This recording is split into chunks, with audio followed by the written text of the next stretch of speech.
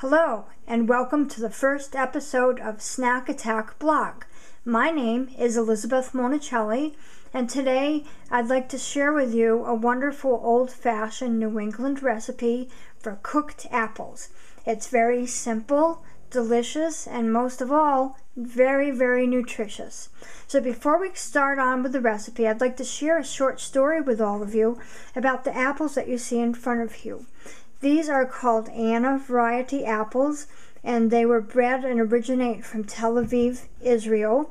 And they were bred there because the scientists wanted to create an apple tree that would produce well in warmer climates, such as my climate. I live in San Diego, California, and I highly recommend this variety of apple.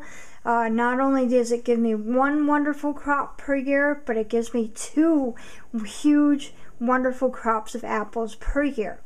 So anyway, let's move on to the recipe. So here I have a huge stock pot with chopped apples, and I think I have approximately 10 pounds of apples here. And certainly all of you don't have to use 10 pounds of apples, but today I just happened to pick about 50 plus pounds of apples, and I need to preserve it for the winter time, so I need to preserve it.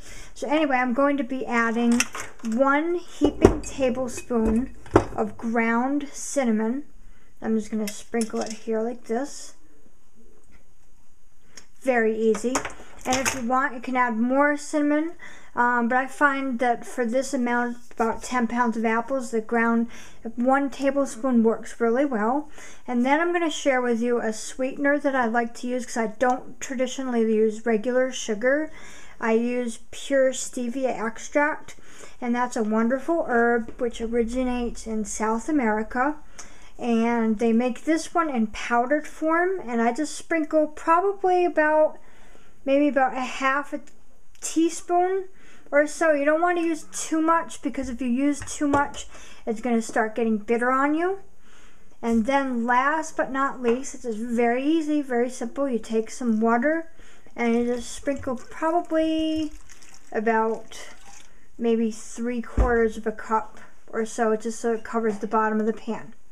And that's it. You just bring it to a boil, and then you simmer for 1 hour, and you're all done.